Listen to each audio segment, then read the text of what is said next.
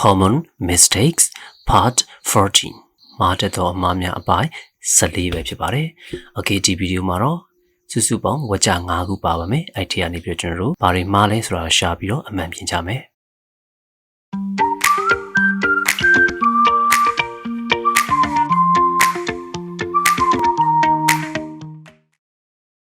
1. These dogs are big. These dogs are big. ဒီခွေးတွေကတော့ကြီးပဲ What is wrong? ဒီချက်မှာဘာမှားနေလို့ထင်ပါလဲ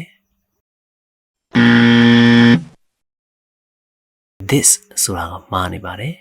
Okay ဒါဆိုလို့ရှိရင်အဖြေကိုမကြည့်ခင်ဒါလေးကိုရင်ကြည့်ကြည့်အောင် This, that, these, those ဆိုတဲ့စလုံးလေးလုံးရဲ့ကွာခြားချက်ကိုဒါလေးကိုကြိုသိဖို့လိုပါတယ်ဒီအပေါ်မှာရှိတဲ့ this နဲ့ that ခါဆိုလို့ရှိရင်သူကတကောင်နဲ့ပေါ့နော်တကောင်နဲ့တစ်ခုတည်းကိုရည်ညွှန်းပြီးတော့ these နဲ့ those ကြတော့သူကတစ်ခုတည်းပို့တဲ့အရာတွေကိုရည်ညွှန်းပါတယ် Okay ထပ်ခွဲမယ်ဆိုရင် this နဲ့ these ကြတော့နီးစပ်တဲ့အရာတွေကိုပြောပြီးတော့ that နဲ့ those ကြတော့ပိုဝေးသွားတဲ့အရာတွေကိုရည်ညွှန်းပါတယ် Okay မြန်မာလိုလေးနဲ့ကြည့်အောင် This is a dogဒါကခွေးတကောင်ဆိုပြီးကိုအနီးမှာရှိတဲ့ခွေးလေးကိုပြောတာပါ That is a dog ဆိုတာကဟိုဟာကခွေးတကောင်ဆိုပြီးနည်းနည်းလှမ်းသွားပြီပေါ့ These are dogs ကြတော့ဒီအပေါ်က this နဲ့အတူတူပါပဲသူကများသွားလို့တာပဲဒါတွေကခွေးတွေပါတဲ့ Those are dogs ကြတော့ဟိုဟာတွေကခွေးတွေပါ Okay ဒါဆိုရင်ဒါလေးတော့ပေါက်ပြီဆိုရင်ဒီအဖြေကိုခံမှန်းလို့ရလောက်ပြီ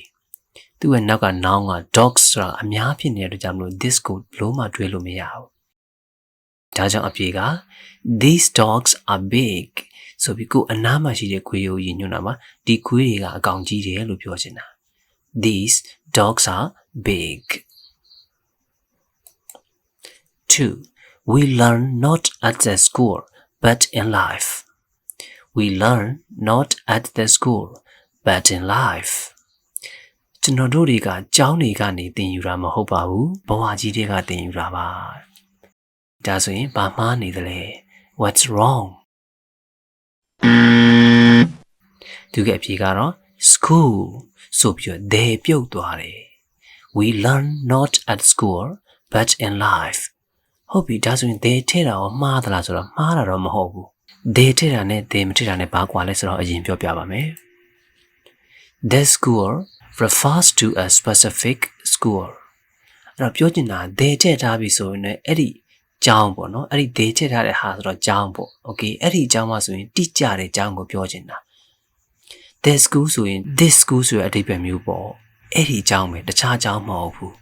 they ဖြုတ်လိုက်မယ်ဆိုရင်တော့ school is more general and does not refer to any specific school အဲ့တော့သူပြောချင်တာက they ဖြုတ်လိုက်မယ်ဆိုရင် school တခုတည်းဆိုရင် तू ကပို့ပြီးတော့ general ကိုပြောတာပါဘယ်ကျောင်းမဆိုဆိုတဲ့အဓိပ္ပာယ်ကိုပြောတယ်ဒီကျောင်းမှာဆိုတဲ့တိကျတဲ့ဟာကိုပြောတာမဟုတ်တော့ဘူးဟုတ်ပြီဒါဆိုဒီဝက်ချက်မှာသူဘာကိုဆိုလိုချင်လဲဆိုတော့တစ်ချက်ပြန်ကြည့်ကြည့်မယ် We learn not at the school but in life ကျွန်တော်တို့ကကျောင်းတွေကသင်ယူတာမဟုတ်ပါဘူးကျွန်တော်တို့ရဲ့ဘဝကြီးထဲကနေပြီးတော့ပဲသင်ယူကြပါတယ်လို့ပြောတာ Okay ဒီဝက်ချက်မှာဆိုရင်စဉ်းစားကြည့်နော်ကျောင်းတွေဆိုတာဒီကျောင်းဘယ်ကျောင်းမဆိုအားလုံးကိုခြုံပြီးပြောတာပါအဲ့တော့ထပ်အတိအကျပြောမယ်ဆိုစာသင်ကျောင်းကပေးလိုက်တာတွေကမလုံလောက်ပါဘူးเนาะကျွန်တော်တို့ရဲ့ဘဝတွေကပဲသင်ယူကြတယ်ဆိုတော့ပြောချင်တာလေဒါကြောင့်ဒီနေရာမှာသူကဘယ်ကျောင်းလို့ပြောတာမဟုတ်ဘူးကျောင်းလို့ပဲ general ပြောရတဲ့ကြောင်းမလို့အခုပြောတဲ့ဝက်ချက်မှာဆိုရင်ထည့်ရှိတဲ့ကိုထည့်စီရလုံးဝမလိုပါဘူးတကယ်လို့ထည့်ချင်နေဆိုရင်တော့တိကျတဲ့ဝက်ချက်တွေအနေနဲ့ပြောချင်တော့ထည့်လိုက်ပေါ့ We learn not at school but in life ကျွန်တော်တို့တွေကစာသင်ကျောင်းတွေကနေပြီးတော့သင်ယူတာမဟုတ်ပါဘူး in life we learn in life ကျွန်တော်တို့ကဟောဒီဘဝကြီးတွေကပဲသင်ယူကြတာပါ 3. The number of workers are increasing The number of workers are increasing What's wrong?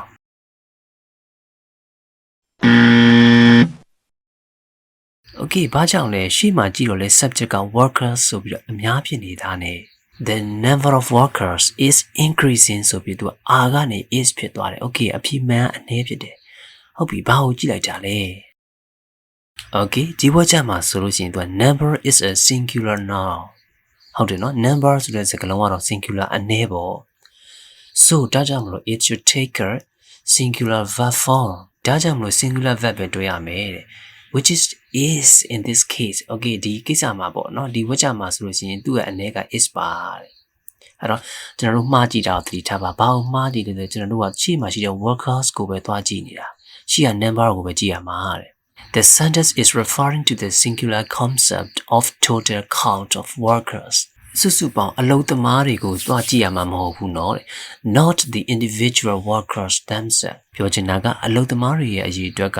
တိုးလာတယ်အလုပ်သမားတွေတိုးလာတယ်လို့ပြောတာမဟုတ်တဲ့အတွက်ကြောင့်မို့လို့ရှေ့မှာရှိတဲ့ number ကိုပဲကြည့်ရတယ်အခုဒီနေရာမှာဆိုရင်တချို့တွေသင်ပေးကြတယ်နော်စာကြောင်းပြန်တဲ့အခါမှာနောက်ကနေဘာသာပြန် okay ဒီနေရာမှာတော့မှန်သွားတာပေါ့ဒါပေမဲ့နေရာတိုင်းမမှန်တတ်ဘူး The number of workers ရာလုပ်သမားအရေးအတွက်လို့ဘာသာပြန်တဲ့အတွက်ကြောင့်မို့လို့သူကမှန်သွားတယ်ဒီမှာလေဒါကအလုပ်သမားအရေးအတွက်ဒါကြောင့်မို့လို့သူ့ effect က is ဖြစ်သွားတယ်အလုပ်သမားအရေးအတွက်တိုးတက်လာတယ်လို့ပြောချင်တာ okay ဒါကြောင့်မို့လို့အလုပ်သမားရဲ့အရေးအတွက်ကိုပြောတာဖြစ်တဲ့ကြောင့် is နဲ့ပဲသုံးပါတယ် 4 My motorbike was dollar okay what's wrong okay တခုတည်းပဲလားကြံပါသေးတယ်ဟောဒီနောက်ကသင်္ကိတာလေးဒေါ်လာသင်္ကိတာလေးလည်းမှားနေတယ်ကဲဒါဆိုအဖြေကပါလေ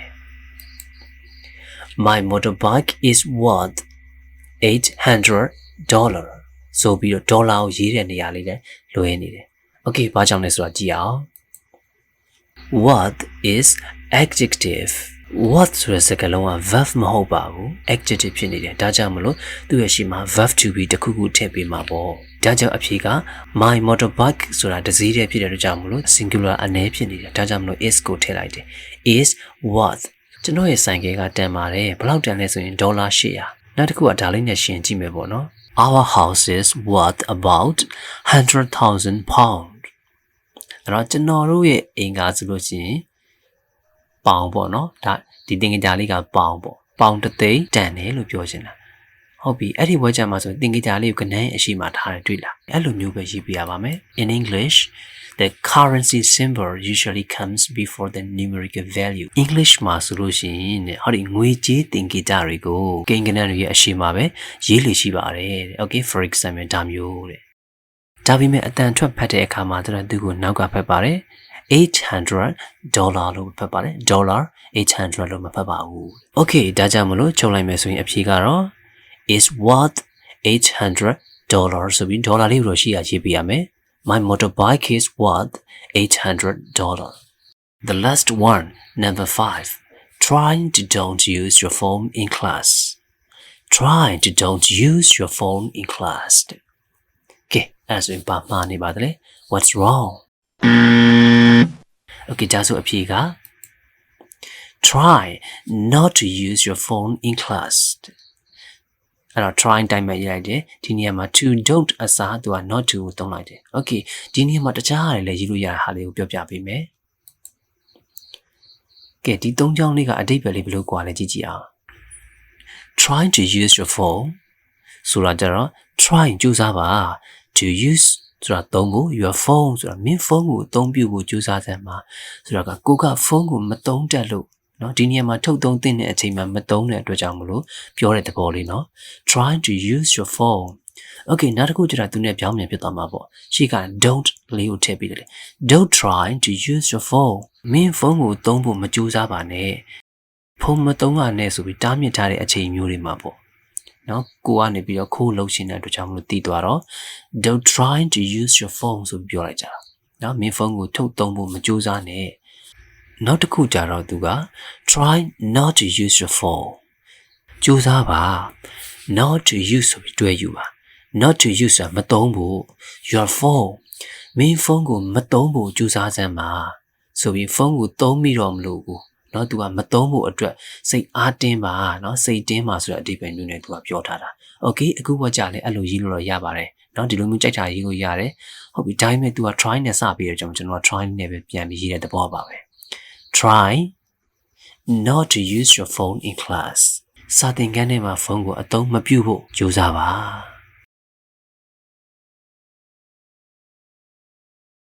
Okay နောက်ဆုံးချုပ်ရမယ်ဆိုရင်တော့ပထမ number 1 These dogs are big